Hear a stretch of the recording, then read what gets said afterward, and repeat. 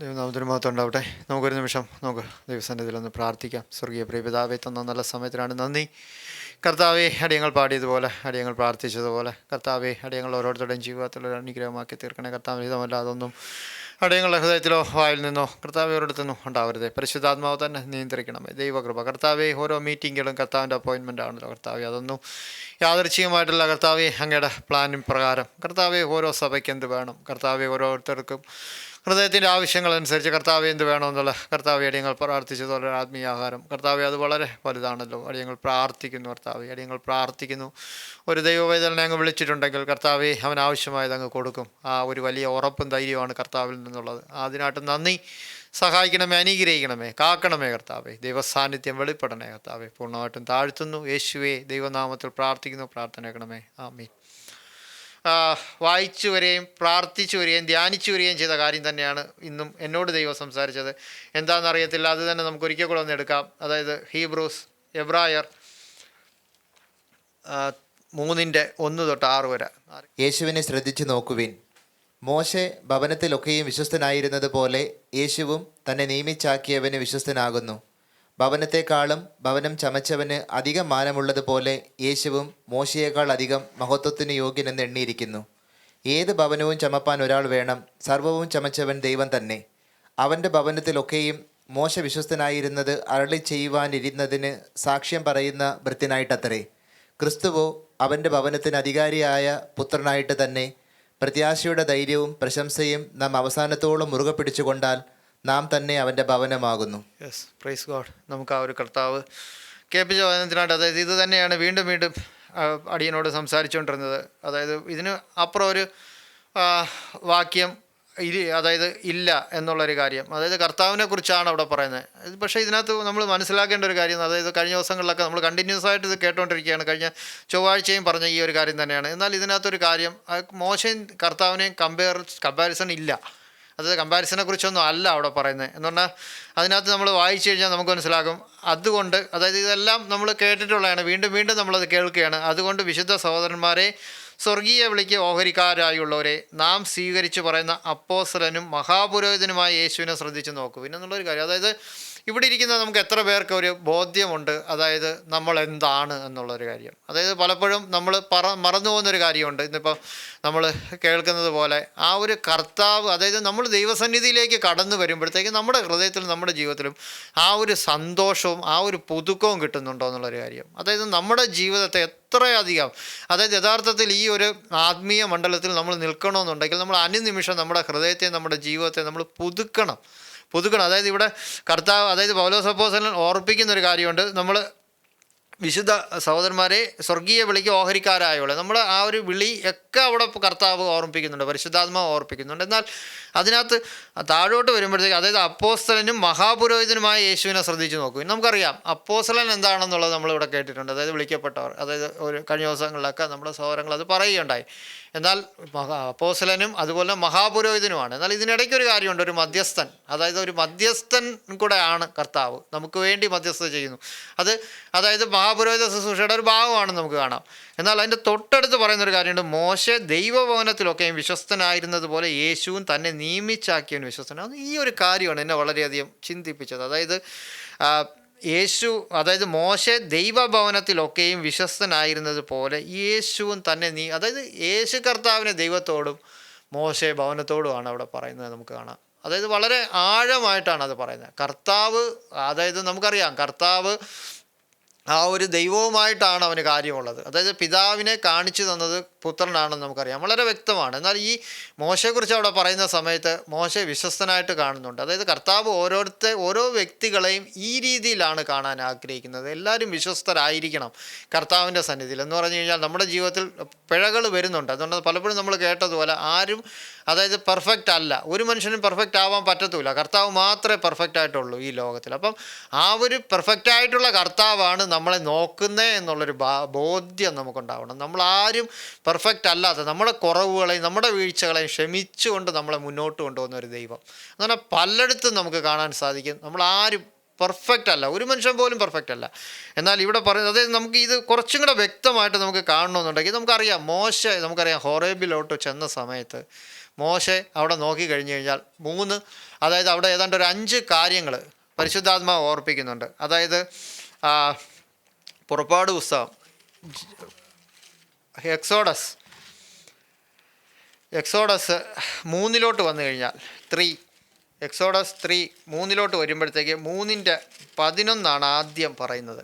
Exodus 3:11. അതായത് അവിടെ നമുക്ക് എക്സോഡസ് 3:11 ഇങ്ങനെയാണ് പറയുന്നത്: ആകയാൽ വരിക, നീ എൻ്റെ ജനമായ ഇസ്രായേൽ മക്കളെ മിസ്രയീമിൽ നിന്ന് പുറപ്പെടുവിക്കേണ്ടതിന് ഞാൻ നിന്നെ ഫറവോൻ്റെ അടുക്കൽ അയക്കുമെന്നുള്ളൊരു കാര്യം. എന്നാൽ ഇതിനകത്ത് ഈ വിശ്വസ്തതയെക്കുറിച്ച് പറഞ്ഞപ്പോഴത്തേക്ക് ഒരു കാര്യം ആദ്യം നമ്മൾ ഓർക്കണം. അതായത് അവിടെ മോശെ ദൈവത്തോട് ഇടപെടുന്നതായിട്ട് നമുക്ക് കാണാം. അതായത് മോശെ ആ ഹോറേബിൽ വരുന്നതും ഒക്കെ ദൈവം കാത്തു നിന്നു. എന്നാൽ അവിടെ 11 ആദ്യത്തെ പറയുന്നുണ്ട്. അതായത് ആദ്യം മോശയോട് ദൈവം സംസാരിക്കുന്ന ഒരു കാര്യമുണ്ട്: നീ എൻ്റെ ജനമായ ഇസ്രായേൽ മക്കളെ മിസ്രയീമിൽ നിന്ന് പുറപ്പെടുവിക്കേണ്ടതിന് ഞാൻ നിന്നെ ഫറവോൻ്റെ അടുക്കൽ അയക്കുമെന്നുള്ളൊരു കാര്യം ആദ്യം മോശയെ ഏൽപ്പിക്കുന്നൊരു കാര്യമാണ്. അപ്പോൾ ആ സമയത്ത് മോശ പറയുന്നൊരു കാര്യമുണ്ട്: ഞാൻ നിന്നോട്, അതായത് മോശെ ദൈവത്തോട് ഫറവോൻ്റെ അടുക്കൽ പോകുവാനും ഇസ്രായേൽ മക്കളെ മിസ്രയീമിൽ നിന്ന് പുറപ്പെടുവിക്കാനും ഞാൻ എന്തുമാത്രമുള്ളൂ എന്ന് പറഞ്ഞു. അതായത് നമുക്കവിടെ നോക്കുമ്പോൾ മോശയുടെ ഒരു ഹംബിൾനെസ്, അല്ലെങ്കിൽ സാധാരണ ഇതൊക്കെ നമ്മുടെ ജീവിതത്തിൽ നമ്മൾ പറയാറുള്ളതാണ്, അല്ലെങ്കിൽ എന്താണ്. പക്ഷെ ഇതല്ല ദൈവം ഓരോ വ്യക്തികളിലും ആഗ്രഹിക്കുന്നത്. ഓരോ ദൈവവേദങ്ങളിലും ദൈവം ആഗ്രഹിക്കുന്ന ദൈവം ഒന്നിനെ നമ്മളെ ഏൽപ്പിച്ചാൽ നമ്മൾ ധൈര്യത്തോടെ മുന്നോട്ട് പോകണമെന്നുള്ളൊരു കാര്യം. അതായത് അവിടെ കർത്താവ് ഓർപ്പിക്കുന്നൊരു കാര്യമുണ്ട്: ഞാൻ നിന്നോടുകൂടെ ഇരിക്കും. നീ അല്ല ജനങ്ങളെ കൊണ്ടുപോകുന്നത്. നീ ചിന്തിക്കരുത് നീയാണ് കൊണ്ടുപോകുന്നത്, ഞാനാണ് കൊണ്ടുപോകുന്നത്. ഞാൻ നിന്നോട് കൂടെ ഇരിക്കും. നിനക്കതിനകത്ത്, അതായത് പലപ്പോഴും നമ്മുടെ ജീവിതത്തിൽ എത്രത്തോളമാണ് നമ്മൾ നമ്മെ തന്നെ പരിശോധിക്കണം. ദൈവത്തിൻ്റെ തെരഞ്ഞെടുപ്പ്, യേശു കർത്താവ് നമ്മളെ വിളിച്ചു എന്നുണ്ടെങ്കിൽ നമുക്കറിയാം നമ്മുടെ രക്ഷ, നമുക്കത് പറയാം മുന്നോട്ട്. എങ്കിലും നമ്മൾ പലപ്പോഴും രക്ഷയെക്കുറിച്ച് പറയുമ്പോഴത്തേക്ക്, രക്ഷയെന്ന് പറഞ്ഞു കഴിഞ്ഞാൽ നമ്മൾ കർത്താവിനെ പറഞ്ഞു, കർത്താവിനോട് പറഞ്ഞു, കർത്താവ് നമ്മുടെ പാപത്തെ നമ്മൾ വീണ്ടെടുത്തു എന്ന് പറയുമ്പോഴും നമ്മുടെ ഹൃദയത്തിൽ രക്ഷയെക്കുറിച്ച് പറയുമ്പോൾ ഒരു കരച്ചിലും ഒരു കണ്ണുനീരും ആ ഒരു സന്നിധിയിലുണ്ടോ? അതാണ് റിയലായിട്ടുള്ളത്. അതായത് ആ ഒരു കർത്താവ്, നമ്മൾ കഴിഞ്ഞ കാലങ്ങളിലൊക്കെ കേട്ടതുപോലെ നമ്മുടെ ഹൃദയത്തിൽ കർത്താവ് സംസാരിക്കുമ്പോൾ നമുക്ക് ആ ഒരു പാപത്തെക്കുറിച്ചുള്ള ഒരു കണ്ണുനീര്, ഒരു കരച്ചിലും നമ്മുടെ ജീവിതത്തിൽ വളരെ ആഴമായിട്ടുണ്ടോ എന്നുള്ളൊരു കാര്യം. ഓരോ മീറ്റിങ്ങുകൾ വരുമ്പോഴത്തേക്കും, ഇന്നിപ്പോൾ നമ്മൾ ആ ഒരു പാട്ടിൽ പാടിയതുപോലെ, അതായത് ആ ആദ്യത്തിലും രണ്ടാമത്തിലൊക്കെ നമ്മൾ പാടിയതുപോലെ കർത്താവിനോട് അടുപ്പിക്കാത്ത, അതായത് ഓരോ മീറ്റിങ്ങുകൾ നമ്മൾ കാണുമ്പോഴും, ഓരോ മീറ്റിങ്ങുകൾ ദൈവം നമുക്ക് തരുമ്പോഴും യേശു കർത്താവിൻ്റെ ആ ഒരു ബോധ്യം നമ്മുടെ ഹൃദയത്തിൽ ആഴമായിട്ടുണ്ടാകുന്നുണ്ട്. ആ ഒരു കർത്താവിനെ കുറിച്ച് നമുക്ക് അധികം ഒന്ന് മനസ്സിലാക്കാൻ സാധിക്കുന്നുണ്ടോ? യെസ്, അതാണ്. അതായത് ഇപ്പം അതിനകത്ത് 11 പറയുമ്പോഴത്തേക്ക് 13 അടുത്ത ചോദ്യം, അതായത് 13 പറയുന്നത് മോശെ ദൈവത്തോട്: ഞാൻ ഇസ്രായേൽ മക്കളുടെ അടുക്കൽ ചെന്ന് നിങ്ങളുടെ പിതാക്കന്മാരുടെ ദൈവം എന്നെ നിങ്ങളുടെ അടുക്കൽ അയച്ചിരിക്കുന്നു എന്ന് പറയുമ്പോൾ അവൻ്റെ നാമം എന്തെന്ന് അവർ എന്നോട് ചോദിച്ചാൽ ഞാൻ അവരോട് എന്ത് പറയണം? രണ്ടാമത് മോശ ചോദിക്കുന്നതാണ്: നിൻ്റെ നാമം എന്താണ് പറയേണ്ടത്? അപ്പം ദൈവം പിന്നെയോട് മോശയോട്, അതായത് 15 ദൈവം പിന്നെയും മോശയോട് അരുളിച്ചത് എന്തെന്നാൽ, നീ ഇസ്രായേൽ മക്കളോട് ഇപ്രകാരം പറയണം: അബ്രഹാമിൻ്റെ ദൈവവും, ഇപ്പം സൗരി പ്രാർത്ഥിച്ചപ്പം പറഞ്ഞതുപോലെ, അതായത് അബ്രഹാമിൻ്റെ ദൈവവും ഇസഹാക്കിൻ്റെ ദൈവവും യാക്കോബിൻ്റെ ദൈവവുമായി നിങ്ങളുടെ പിതാക്കന്മാരുടെ ദൈവമായ യഹോവ എന്നെ നിങ്ങളുടെ അടുക്കൽ അയച്ചിരിക്കുന്നു. ഇതെന്നേക്കും എൻ്റെ നാമവും തലമുറയായി എൻ്റെ ജ്ഞാപകവുമാകുന്നു. അതായത് അതിനുശേഷം മുന്നോട്ട് പറയുന്നുണ്ട്, അതായത് നിങ്ങളെ എന്തിനു വേണ്ടിയാണ്, അതായത് നീ പറയേണ്ടത് എന്താണ് എന്നുള്ളത് വളരെ വ്യക്തമായിട്ട് പറയുന്നു. എന്നാൽ പുതിയ നിയമത്തിലേക്ക്, അതായത് യേശു കർത്താവിന് ശേഷം കർത്താവ് പറയുന്നൊരു കാര്യമുണ്ട്. എന്താണ് പറയുന്നത്? അതായത് നമ്മളെ പ്രിയമക്കളാക്കിയാണ് തീർത്തിരിക്കുന്നത്. നമ്മൾ ആ ഒരു ദൈവത്തിൻ്റെ മക്കളെന്നുള്ളൊരു പദവിയാണ് തരുന്നത്. ഇവിടെ പറയുന്നുണ്ട് ജനം, അതായത് ആരാണ്, അതായത് അബ്രഹാമിൻ്റെ ഇസഹാക്കിന് യാക്കോബിനെ റെഫറൻസ് കൊടുക്കുമ്പോൾ യേശു കർത്താവിൻ്റെ ആ ഒരു വിശ്വസ്ത, കർത്താവ് വന്നു കഴിയുമ്പോൾ നമ്മൾ ആരായി തീർന്നു എന്നുള്ളത്. അതായത് ആ ഒരു ഡിഫറൻസ് നമ്മൾ മറന്നു പോകരുത്. അത് ഏറ്റവും വലുതാണ് നമ്മുടെ ജീവിതത്തിൽ. നമുക്ക് പല കാര്യങ്ങളിലും കടന്നു പോകുമ്പോൾ നമുക്ക് കർത്താവിനോടുണ്ടാവേണ്ട ഒരു ഉറപ്പും ധൈര്യവും എന്ന് പറഞ്ഞാൽ നമ്മൾ ആ ഒരു പ്രിയ മക്കളാണ് എന്നുള്ളൊരു ബോധ്യം നമ്മുടെ ജീവിതത്തിൽ ഉണ്ടാവണം. അതുപോലെ തന്നെ മൂന്നാമത്, അതായത് ആ 4:1 പോകുമ്പോഴത്തേക്ക് ആ മോശയോട് അതായത് ചോദിക്കുന്ന മൂന്നാമത്തെ ക്വസ്റ്റ്യൻ ഉണ്ട്. അതായത് അത് 4:1, അതായത് എക്സോഡസ് 4:1. അതിന് മോശെ, അവർ എന്നെ വിശ്വസിക്കാതെയും എൻ്റെ വാക്ക് കേൾക്കാതെയും യഹോവ നിനക്ക് പ്രത്യക്ഷനായിട്ടില്ല എന്ന് പറയും എന്നുത്തരം പറഞ്ഞു. യഹോവ അവനോട്, നിൻ്റെ കയ്യിൽ ഇരിക്കുന്നത് എന്ത് എന്ന്. അതായത് അവിടെ 3 അത്ഭുതങ്ങൾ ദൈവം കാണിക്കും. അതായത് വടി സർപ്പമായി തീരുകയും അതുപോലെ തന്നെ തിരിച്ച് അതിൻ്റെ വാലിൽ പിടിക്കുമ്പോഴത്തേക്ക് അത് വടിയായി തീരുന്നത് ആദ്യം പറയുന്നുണ്ട്.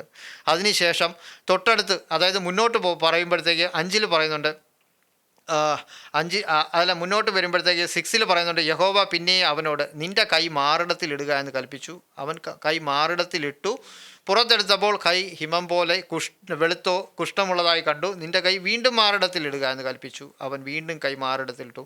മാറിടത്തിൽ നിന്ന് പുറപ്പെട്ടപ്പോൾ അത് വീണ്ടും അവൻ്റെ മറ്റേ മാംസം പോലെ ആയി കണ്ടു. അത് രണ്ടാമത്. മൂന്നാമത് പറയുന്നുണ്ട്, ഇതും കേട്ട് വിശ്വസിച്ചില്ല എന്നുണ്ടെങ്കിൽ, ഞാനിത് പെട്ടെന്ന് പോകാൻ സമയത്തിൻ്റെ ആ ഒരു ഇതുകൊണ്ട് ഞാൻ പെട്ടെന്ന് പോകാം. മൂന്നാമത് പറയുന്നുണ്ട്, നീ അതായത് വെള്ളം രക്തമായി തീരുന്നൊരവസ്ഥ. അവിടെ പറയുന്നുണ്ട് ഈ അതായത് 9 പറയുന്നുണ്ട്, ഈ 2 അടയാളങ്ങളും അവർ വിശ്വസിക്കാതെയും നിൻ്റെ വാക്ക് കേൾക്കാതെയും ഇരുന്നാൽ നീ നദിയിലെ വെള്ളം കോരി ഉണങ്ങിയ നിലത്തൊഴിക്കണം. നദിയിൽ നിന്ന് കോരിയ വെള്ളം ഉണങ്ങിയ നിലത്ത് രക്തമായി തീരും. അതായത് ഈ 3 അത്ഭുതങ്ങളും കാണുമ്പോൾ അവർ നിന്നെ വിശ്വസിക്കുമെന്ന് പറയുന്നത്. അതായത് മോശയുടെ ആ ഒരു ഇതായിട്ടും ദൈവം മോശ എന്താണ് കണക്കാക്കുന്നതെന്നുള്ള ഒരു കാര്യമാണ് മുന്നോട്ട് നമ്മൾ പറഞ്ഞു വരുന്നത്. അങ്ങനെ മൂന്നാമത്തെ ചോദ്യം മോശ ചോദിച്ചതിന് ശേഷം 4-ൽ പറയുന്നുണ്ട്. അതായത് അത് 4:10 അതായത് അതിലിങ്ങനെ പറയുന്നു, 4:10 മോശ യഹോവയോട്, കർത്താവേ, മുമ്പേ തന്നെയും നീ അടിയനോട് സംസാരിച്ച ശേഷവും ഞാൻ വാക്സാമർഥ്യമുള്ളവനല്ല, ഞാൻ വിക്കനും തടിച്ച നാവുള്ളവനുമാകുന്നു എന്ന് പറഞ്ഞു. ഈ പറയുമ്പം ദൈവം പറയുന്നൊരു കാര്യമുണ്ട്,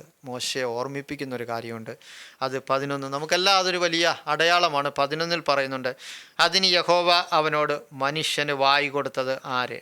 അല്ല, ഊമനെയും ചെകിടനെയും കാഴ്ചയുള്ളവനെയും കുരുടനെയും ഉണ്ടാക്കിയത് ആര്? യഹോവയായ ഞാനല്ലയോ? ആകയാൽ നീ ചെല്ലുക. ഇതിനപ്പുറം, അതായത് നമ്മളിപ്പം റിയലായിട്ട് നമ്മൾ കമ്പയർ ചെയ്യേണ്ടത്, നമ്മൾ മനസ്സിലാക്കേണ്ട, ഒരു മനുഷ്യൻ പോയാൽ, ഇപ്പം പറഞ്ഞ ഈ മോശ ദൈവ ഭവനത്തിന് വിശ്വസന, ഞാൻ വിശ്വസ്തതയെക്കുറിച്ചല്ല ഞാൻ പറയാൻ വന്നത്, അതിനപ്പുറം നമ്മൾ ഈ വിശ്വസ്തത കൊണ്ട് നിൽക്കരുത്. വിശ്വസ്തതയല്ല, അതായത് ദൈവം വിശ്വസ്തത നോക്കുന്നുണ്ടെങ്കിൽ പോലും നമ്മുടെ ജീവിതം അതിനപ്പുറമാണ്. എന്ന് പറഞ്ഞാൽ ഇയ്യോബ് പറഞ്ഞതുപോലെ, ഇയ്യോബിൻ്റെ അടുത്ത് നീതിയെക്കുറിച്ചും ന്യായത്തെക്കുറിച്ചൊക്കെ പറഞ്ഞപ്പം ഇയ്യോബ് പറയുന്നൊരു കാര്യമുണ്ട്, അതിനപ്പുറം. അതായത് ദൈവം തന്നു, ദൈവം എടുത്തു. അതായത് ദൈവത്തിൻ്റെ സോവറിറ്റി, അതായത് ആ ഒരു കർത്താവിൻ്റേതാണ് നമ്മളെന്ന് പറയുമ്പോഴത്തേക്ക് നമ്മുടെ ജീവിതം അതിനപ്പുറമാണ്. അതായത് കർത്താവിൻ്റെ കയ്യിൽ കർത്താവ് എന്തും നമ്മുടെ ജീവിതത്തിൽ ചെയ്തോട്ടെ എന്ന് നമുക്ക് ആർക്കൊക്കെ പറയാൻ സാധിക്കുന്നു. ഇപ്പം നമുക്കറിയാം പലരും, അതായത് ഈ ലോകത്തിൽ നിന്ന് കടന്നു പോകുമ്പോഴത്തേക്കും, അതായത് നമ്മുടെ ജീവിതത്തിൽ ദൈവത്തോട്, അതായത് ദൈവം എന്ത് പ്രവർത്തിച്ചോട്ടെ എന്ന് പറയാനുള്ള ധൈര്യം നമുക്കുണ്ടോ എന്നുണ്ടെങ്കിൽ നമ്മൾ പലപ്പോഴും ചിന്തിക്കും, നമ്മൾ ഈ ലോകം വിട്ടു പോയാൽ നമ്മുടെ മക്കളുടെ അവസ്ഥ എന്താവും? അല്ലെങ്കിൽ പലപ്പോഴും ഈ ലോകത്തിലായിരിക്കുമ്പോൾ തന്നെ മക്കൾക്ക് വേണ്ടി ആദിയുണ്ട്, പല കാര്യങ്ങളിലും ആദി പിടിക്കുന്ന മനുഷ്യരുണ്ട്.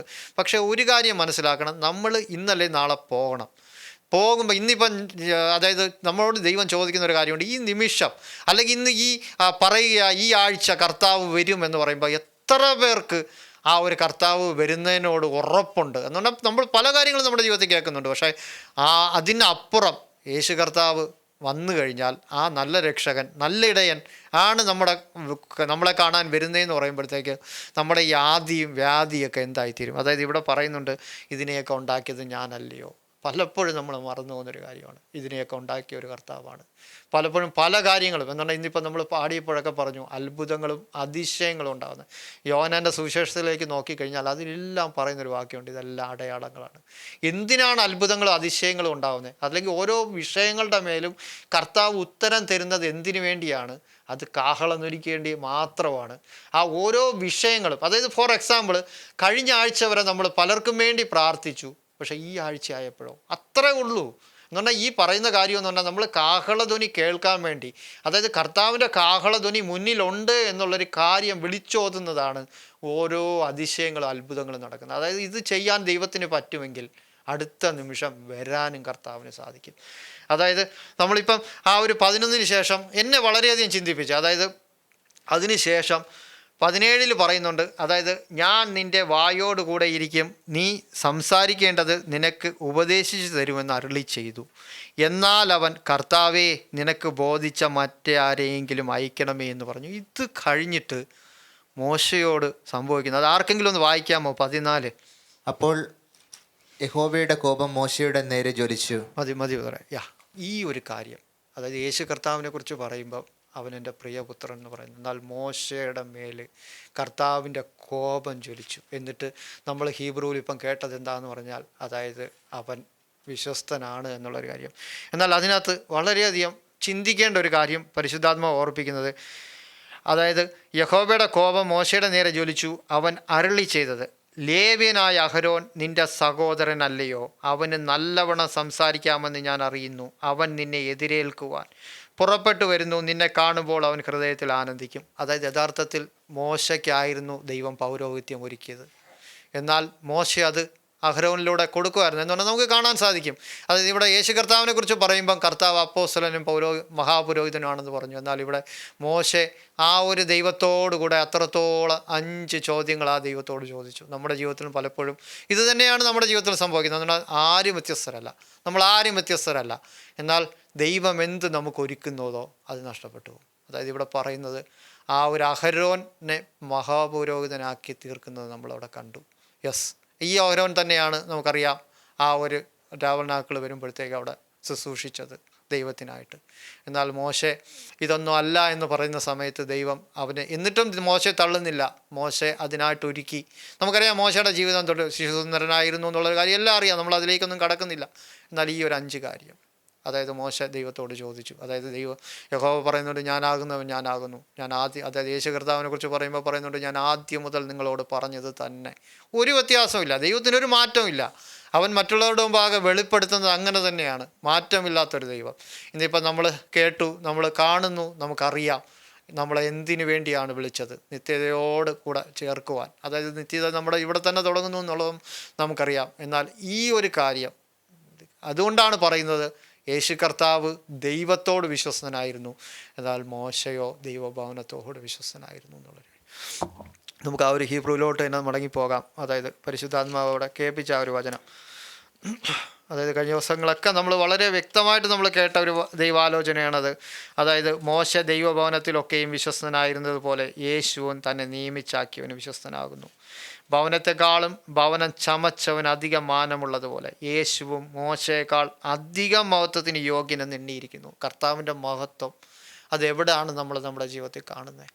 അതായത് കർത്താവ്, അതായത് അവിടെ പറയുന്നതെന്ന് പറഞ്ഞു കഴിഞ്ഞാൽ, ഭവനത്തെക്കാളും ഭവനം ചമച്ചവൻ അധികം മാനമുള്ളതുപോലെ യേശുവും മോശയേക്കാൾ അധികം മഹത്വത്തിന് യോഗ്യനെന്ന് എണ്ണിയിരിക്കുന്നു. പൗലോസ് അപ്പോസ്തലൻ അത് ഓർമ്മിപ്പിക്കുന്നത് നമ്മുടെ ഓരോരുത്തരുടെയും ജീവിതത്തിൽ ആ ഒരു കർത്താവുമായിട്ടുള്ള ആ ഒരു ഇടപാട് എന്താണെന്നുള്ളൊരു കാര്യം നമുക്കൊരു, അതായത് ആവർത്തന പുസ്തകത്തിലോട്ട് വരുമ്പോഴത്തേക്ക് ഒരു കാര്യം നമുക്ക് അവിടെ കാണാം. അതായത് ആവർത്തന പുസ്തകം ഡ്യൂട്രോണമി 32:32 വരുമ്പോഴത്തേക്ക്, ആവർത്തന പുസ്തകം 32, ഡ്യൂട്രോണമി 3:2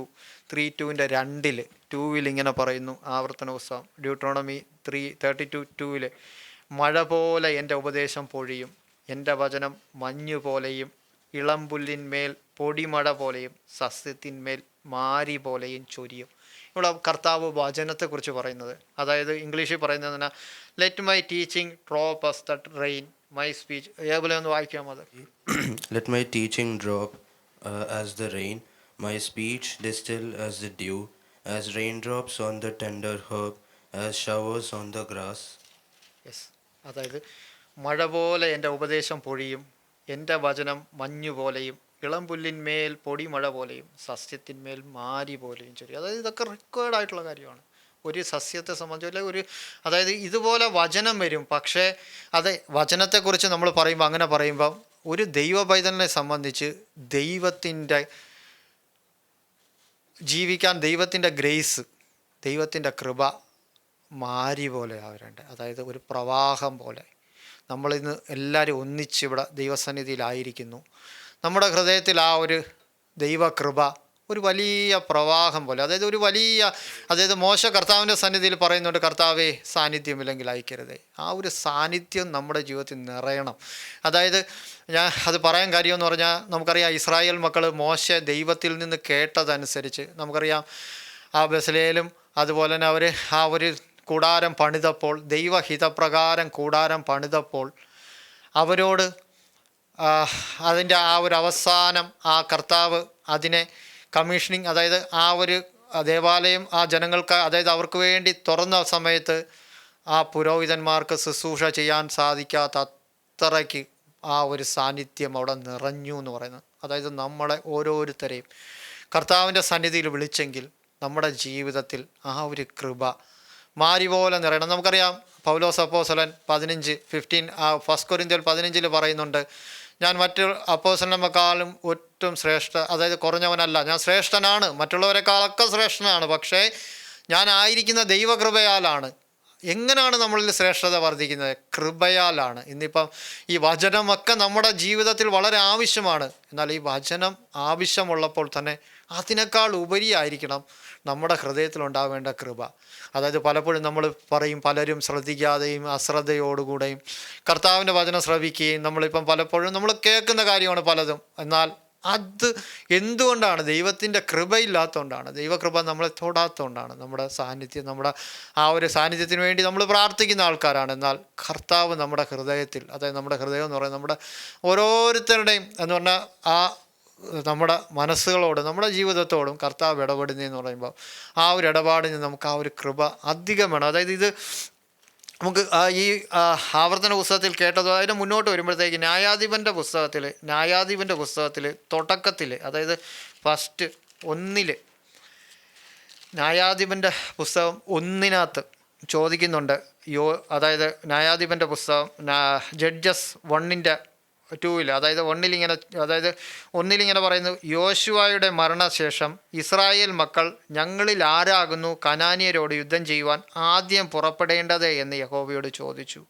അപ്പോൾ പറയുന്നുണ്ട്, അതിൽ ചോദിച്ചു, യഹൂദ പുറപ്പെടട്ടെ, ഞാൻ ദേശം അവൻ്റെ കയ്യിൽ ഏൽപ്പിച്ചിരിക്കുന്നു എന്ന് യഹോവ കൽപ്പിച്ചു. അത് യഹൂദായുടെ അർത്ഥം നമുക്കറിയാലോ. ലേയ യഹൂദായെ ജനിപ്പിച്ച സമയത്ത് പറയുന്നുണ്ട്, ഞാൻ എൻ്റെ ദൈവത്തെ സ്തുതിക്കും, അതുകൊണ്ട് അവനെ. അതായത് ആ ഒരു കാര്യമാണ് അവിടെ ഓർപ്പിക്കുന്നത്. യെസ്, യഹൂദ പോകട്ടെ എന്നുള്ളൊരു കാര്യം.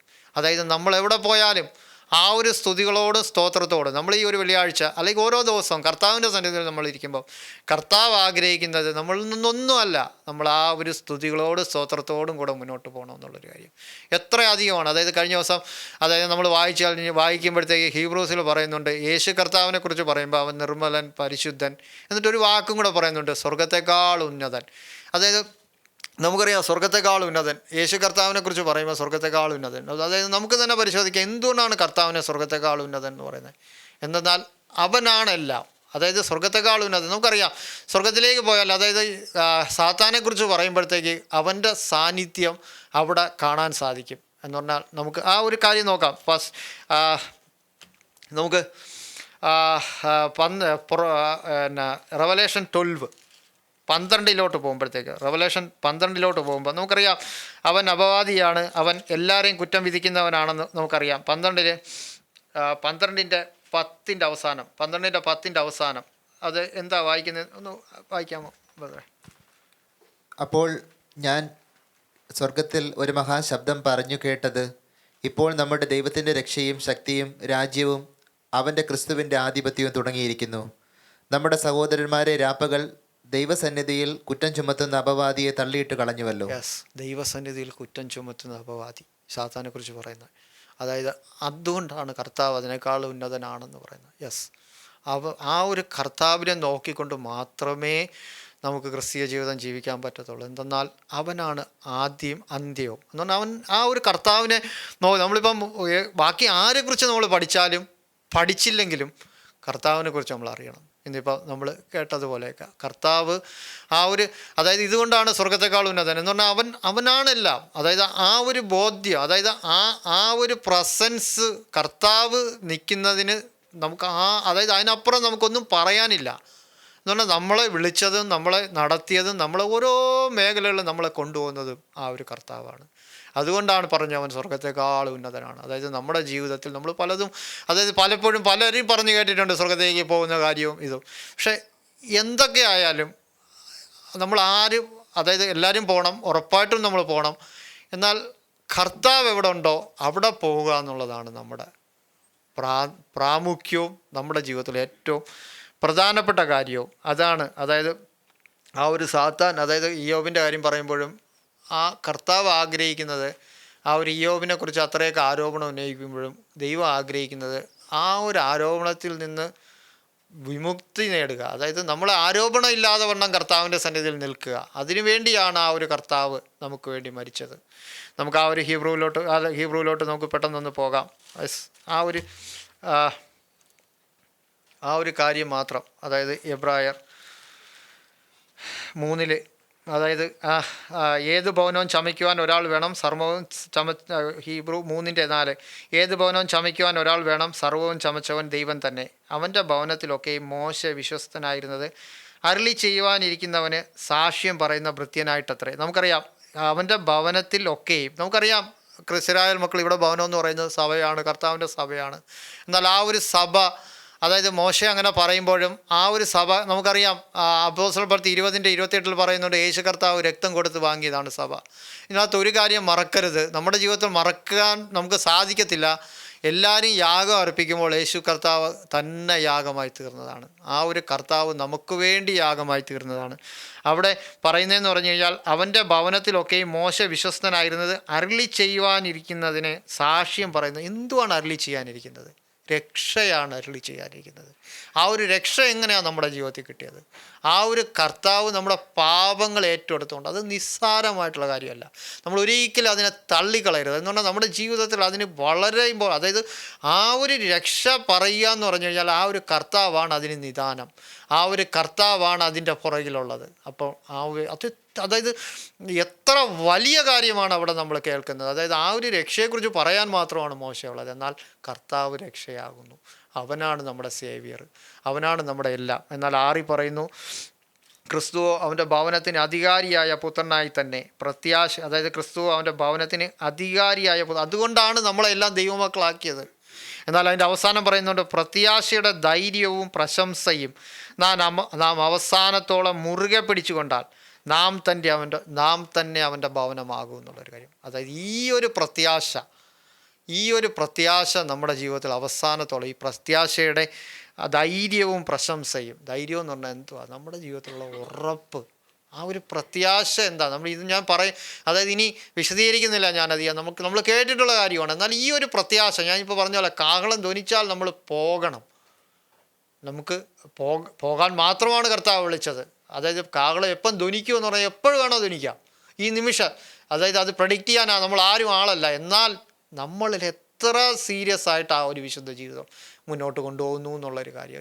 പിന്നെയും ദൈവം ചോദിക്കുന്ന ഒരു കാര്യമുണ്ട്, വിശുദ്ധി. അതായത് അവൻ വിശുദ്ധനായതുകൊണ്ടല്ല നമ്മളെ വിളിച്ചത്, നമ്മളെപ്പോഴും പറയുന്നത്. എന്നാൽ നമ്മുടെ ജീവിതത്തിലെല്ലാം, അതായത് യോഹന്നാൻ 17 പറയുന്നുണ്ട്, അവൻ നമുക്ക് വേണ്ടി വിശദീകരിച്ചു, നമുക്ക് വേണ്ടി വിശദീകരണം അവൻ തീർന്നു. അവൻ വിശദീകരണവും നീതീകരണവും എല്ലാം കർത്താവ് ചെയ്തു കഴിഞ്ഞു. എന്നാൽ ഈ ഒരു വിശദീകരണം നമ്മളിലൂടെ മറ്റുള്ളവർ കാണാൻ പറ്റുന്നുണ്ടോ എന്നുള്ളൊരു കാര്യം ഇവിടെ പറയുന്നുണ്ട്. നമ്മുടെ പ്രത്യാശയുടെ ധൈര്യവും പ്രശംസയും നാം അവസാനത്തോളം മുറുകെ പിടിച്ചുകൊണ്ടാൽ നാം തന്നെ അവൻ്റെ ഭവനമാകുന്നു എന്നുള്ളൊരു കാര്യം. നാം ആണ് അവൻ്റെ സാക്ഷി. നമുക്ക് എത്ര പേർക്കിത് വിശ്വസിക്കാൻ പറ്റുന്നുണ്ട്? നമ്മുടെ ഒരു പ്രാർത്ഥനാ വിഷയമല്ല, നമ്മുടെ ഒരു ജീവിതത്തിൽ ഒരു കാര്യമല്ല, നമ്മൾ ആ ഒരു കർത്താവിൻ്റെ ഭവനമാണ്. അല്ലെങ്കിൽ നമുക്ക് നമ്മെ തന്നെ പരിശോധിക്കാം. നമ്മൾ അങ്ങനെ അല്ല എന്നുണ്ടെങ്കിൽ നമുക്ക് കർത്താവ് ചാൻസ് തരുന്നത്, വീണ്ടും അവൻ ദീർഘക്ഷമയോടുകൂടെ കാക്കുന്നത് നമ്മൾ ആ ഒരു പ്രത്യാശയിൽ നിൽക്കാൻ വേണ്ടിയാണ്. നമുക്ക് പെട്ടെന്ന് 1-2 കാര്യങ്ങൾ ഞാൻ പെട്ടെന്ന് വായിച്ചിട്ട് നിർത്താൻ ആഗ്രഹിക്കുന്നത്, ഗലേഷ്യൻസിലേക്ക് വരുമ്പോഴത്തേക്ക് പൗലോസ് അപ്പോസ്തലൻ പറയുന്നൊരു കാര്യമുണ്ട്. ഗലേഷ്യൻസ് 6:6-14 ഒന്ന് വായിക്കാമോ? 6:14, ഗലേഷ്യൻസ് 6:14. എനിക്കോ നമ്മുടെ കർത്താവായ യേശുക്രിസ്തുവിൻ്റെ ക്രൂശിലല്ലാതെ പ്രശംസിപ്പാൻ ഇടവരരുത്. അവനാൽ ലോകം എനിക്കും ഞാൻ ലോകത്തിനും ക്രൂശിക്കപ്പെട്ടിരിക്കുന്നു. ഇത് വലിയ വാക്യമാണ്. ഇത് വളരെ പാടുള്ള വാക്യമാണ്. പക്ഷേ ഇത് അനുനിമിഷം നമ്മുടെ ജീവിതത്തിൽ നടക്കേണ്ട ഒരു എക്സർസൈസാണിത്.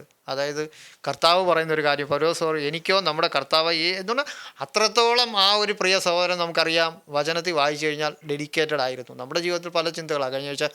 കഴിഞ്ഞ മീറ്റിങ്ങിൽ കഴിഞ്ഞ ആഴ്ച നമ്മൾ കേട്ട കുറിവാക്യം പോലെ, അതായത് നമ്മൾ കഴിഞ്ഞ വെള്ളിയാഴ്ച നമ്മൾ കേട്ടു ആദ്യം, അതായത് എന്തൊക്കെയാണ് നമ്മളെ പിടിച്ചു വലിക്കുന്നത്, ലോകത്തിൻ്റെ ചിന്ത. നമുക്കറിയാം കഴിഞ്ഞ ദിവസം പറയുകയുണ്ടായി, അതായത് യാക്കോബ് ആ ഒരു ലാബാൻ്റെ അടുത്ത് നിന്ന് വന്നപ്പം അന്ന് രാത്രി ലാബാന് സ്വപ്നത്തിൽ ദൈവം പ്രത്യക്ഷനായിട്ട് പറഞ്ഞു, നീ യാക്കോബിനൊന്നും ചെയ്യരുത്. ഇതുപോലെ തന്നെയായിരുന്നു യാക്കോബ് വളരെയധികം ഭയപ്പെട്ടു. അതായത് അവൻ്റെ ചേട്ടൻ, അതായത് ഏശാവ് അവനെ ഉപദ്രവിക്കുന്നു. എന്നാൽ ഏശാവിനോട് ദൈവം ഉറപ്പായിട്ട് ഇടപെട്ടു. അതായത് ഏശാവിൻ്റെ മനസ്സ് മാറിയപ്പം ആ ഒരു യാക്കോബ് മുന്നിൽ ചെന്ന സമയത്ത് യേശാവ് പറയുന്ന ഒരു കാര്യമുണ്ട്, എനിക്കിത് മതി, എനിക്കുള്ളത് മതി. അതായത് ഒരു തൃപ്തിയുള്ള ഒരു ക്രിസ്തീയ ജീവിതം, അതായത് ദൈവം നോക്കുന്ന തൃപ്തിയുള്ള ഒരു ക്രിസ്തീയ ജീവിതം ഉണ്ടെങ്കിൽ അതാണ് ക്രിസ്തീയ ജീവിതം. തൃപ്തി എന്ന് പറഞ്ഞു കഴിഞ്ഞാൽ ക്രിസ്തീയ ജീവിതത്തിൽ ആത്മീയതയിലും ഭൗതികതയിലും വ്യത്യാസമുണ്ട്. ഭൗതികതയിൽ നമുക്ക് തൃപ്തിയും ആത്മീയതയിൽ കർത്താവിൻ്റെ സാന്നിധ്യം വീണ്ടും വീണ്ടും വീണ്ടും വീണ്ടും വേണമെന്നുള്ള ഒരു വിശപ്പും നമ്മുടെ ജീവിതത്തിൽ ഉണ്ടാവണം. ഇത് രണ്ടും ഡിഫറൻ്റാണ് നമ്മുടെ ജീവിതത്തിൽ.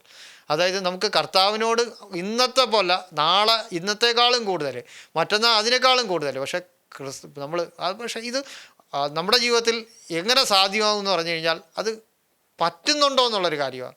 നമ്മൾ അതായത് ഈ പറയുന്ന ഞാൻ ഉൾപ്പെടെ നമുക്കെല്ലാവർക്കും അത് പറയാൻ വലിയ എളുപ്പമാണ്, വളരെ ഈസിയാണ്. പക്ഷേ എത്രയ്ക്കാണ് നമ്മുടെ ജീവിതത്തിൽ, അതായത് അത് യേശാവ് പറഞ്ഞൊരു കാര്യമാണ്, എനിക്കെല്ലാം ഉണ്ട്, ഇതെല്ലാം നിനക്കിരിക്കട്ടെ എന്ന് യേശാവ് അവിടെ പറയുന്നൊരു വാക്യമുണ്ട് യാക്കോബിനെ കാണുന്ന സമയത്ത്.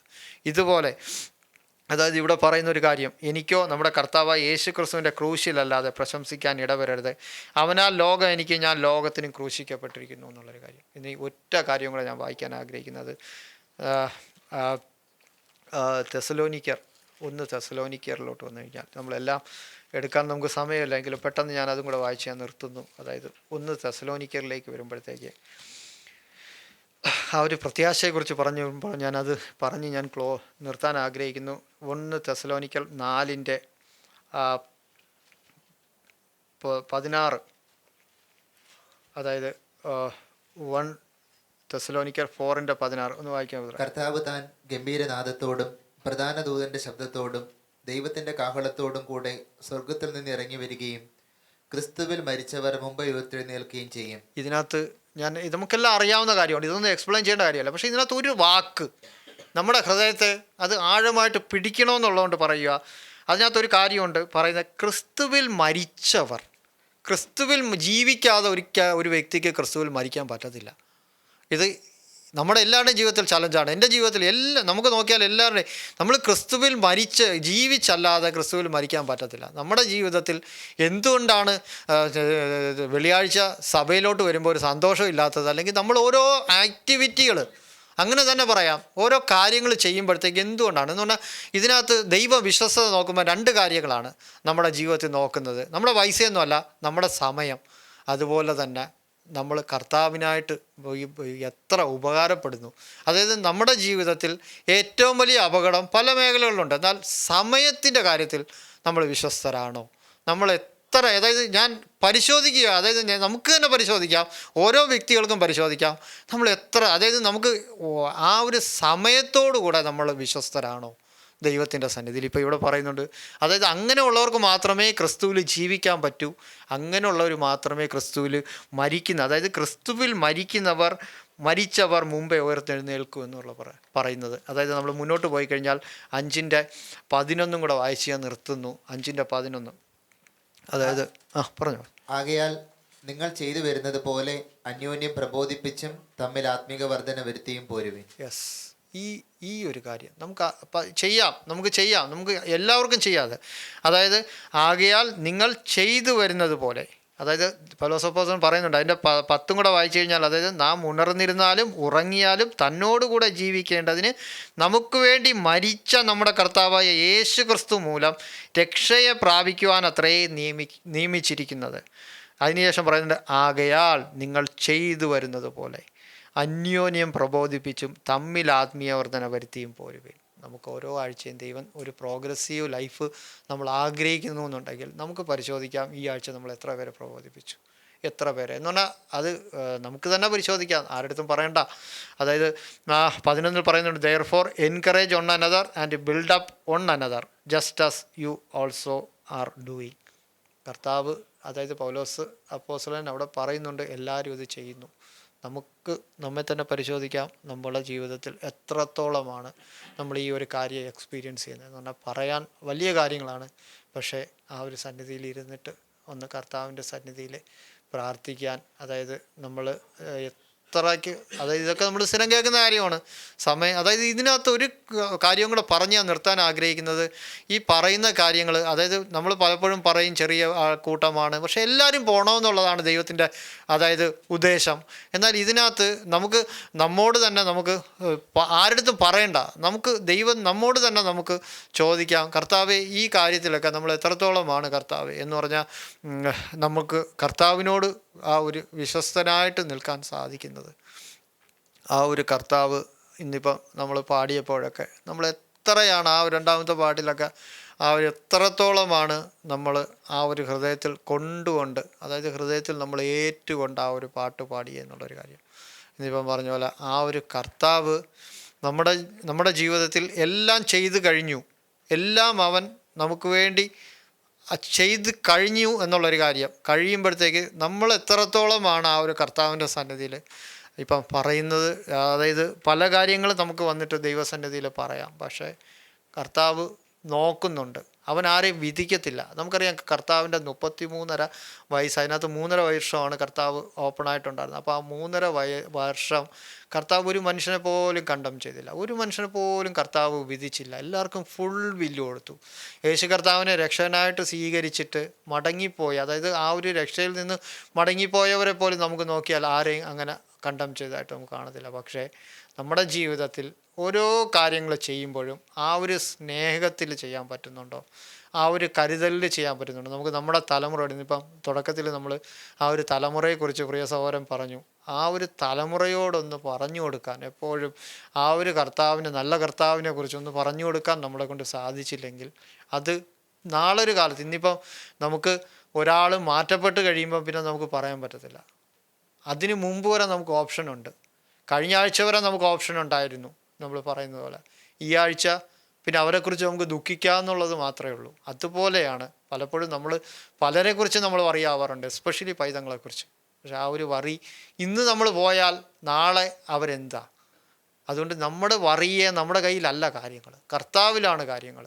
നമ്മൾ ആ ഒരു കർത്താവിൽ വിശ്വസ്തയോടുകൂടെ ഏൽപ്പിച്ചു കഴിഞ്ഞാൽ ദൈവം ചെയ്യും. നമുക്ക് പല അടയാളങ്ങളും നമ്മുടെ ജീവിതത്തിലുണ്ട്, പലരെയും നമുക്ക് കാണാൻ സാധിക്കും. ഇന്നെല്ലാം പ്രതികൂലമാണ്. ഇന്നിപ്പോൾ നമ്മൾ ഇന്ത്യയെക്കുറിച്ച് എല്ലാം പറയുമ്പോഴും ഒരു കാര്യം മനസ്സിലാക്കണം, പ്രതികൂലങ്ങളിൽ പിടിച്ചിരിക്കാൻ പറ്റുമോ എന്നുള്ളതാണ്. ആ ഒരു കർത്താവിലല്ലാതെ നമുക്ക് പ്രതികൂലങ്ങളിൽ നിൽക്കാൻ പറ്റത്തില്ല. ഞാൻ പൂർണ്ണമായിട്ട് ആ ഒരു കർത്താവിൻ്റെ സന്നിധിയിൽ പ്രാർത്ഥിച്ചുകൊണ്ട് പറയുന്നു, അതായത് സമർപ്പിച്ചുകൊണ്ട് പറയുന്നു, യെസ്, നമ്മളെക്കൊണ്ട് പറ്റത്തില്ല. കഴിഞ്ഞ ആഴ്ചയൊക്കെ നമ്മുടെ സഹോദരങ്ങൾ റിക്വസ്റ്റ് പറഞ്ഞു, നമുക്ക് ആ ഒരു കർത്താവിൻ്റെ സന്നിധിയിൽ ആ ഒരു അധിക ഗ്രേസ്, അധിക കൃപ, അതായത് കൃപ ചെറിയ മഴ പോലെയൊന്നും അല്ല, പ്രവാഹമായിട്ട്, ആ ഒരു വലിയ പ്രവാഹമായിട്ട് തന്നെ ഒഴുകിയെങ്കിൽ മാത്രമേ നമുക്ക് പറ്റത്തുള്ളൂ. ഞാൻ പൂർണ്ണമായിട്ട് അതിനായിട്ട് ആഗ്രഹിക്കുന്നു, ഞാൻ പൂർണ്ണമായിട്ട് അതിനായിട്ട് സമർപ്പിക്കുന്നു. യെസ്, കർത്താവ് അന്ത്യത്തോളം വിശ്വസ്തനാണ് നമ്മളല്ലെങ്കിലും. നമുക്ക് ആ ഒരു കർത്താവിൻ്റെ സന്നിധിയിൽ സമർപ്പിക്കാം. കർത്താവ് നമ്മെ എല്ലാവരെയും നടത്തട്ടെ. പൂർണ്ണമായിട്ട് ദൈവസന്നിധിയിൽ താഴ്ത്തുന്ന നാമത്തിന് മാത്രം.